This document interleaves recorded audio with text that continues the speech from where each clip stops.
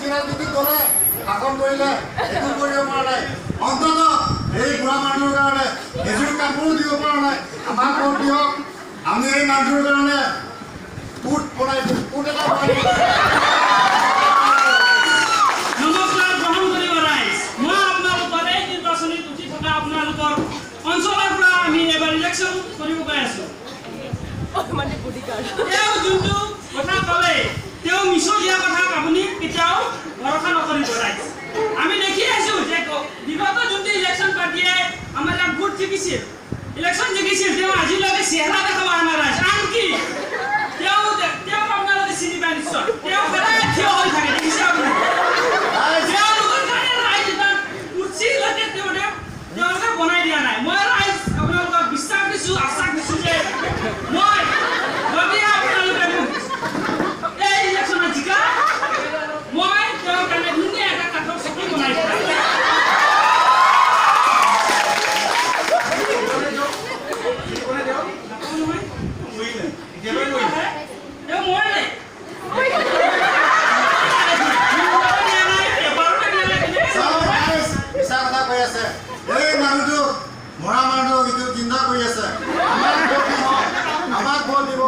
আমি এই বুঢ়াটোৰ মানুহৰ কাৰণে এটা সোণৰ লাঠি বনাই দিম আমি বনাই দিম আমাক জিকাওক আমাক ভোট দিয়ক ৰাইজ আমি আহিছোঁ ৰাইজ বুঢ়া মানুহক মৰিব নহয় লাঠি কি কৰিব আপুনি মৰি নেকি মই ফেচবুক হোৱাটছএপত একো পোৱা নাই দেখিছে আপোনালোকে মৰা মানে আপোনাৰ সোণৰ লাঠি দি কি খৰগতে লাঠি যাব নেকি আমাৰ এটা ইমান মিছলীয়া ৰাইজ তেওঁ আপোনালোকে কেতিয়াও নিজিকাব যদি তেওঁ আপোনালোকে জিকায় সেই আগৰ বছৰৰ পাৰ্টি নিচিনা আপোনালোকে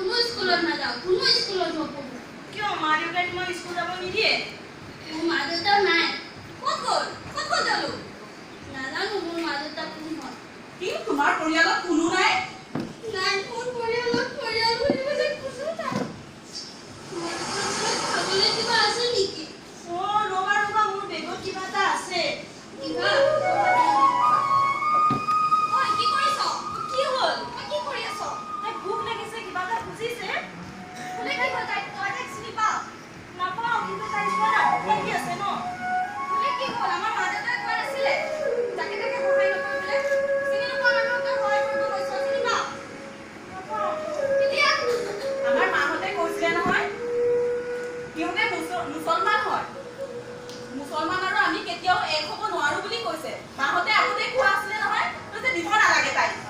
কিন্তু গান্ধীজীয়ে তো কৈ গৈছে হিন্দু আৰু মুছলমানৰ মাজত কোনো পাৰ্থক্য নাই আমি সকলো এক হয়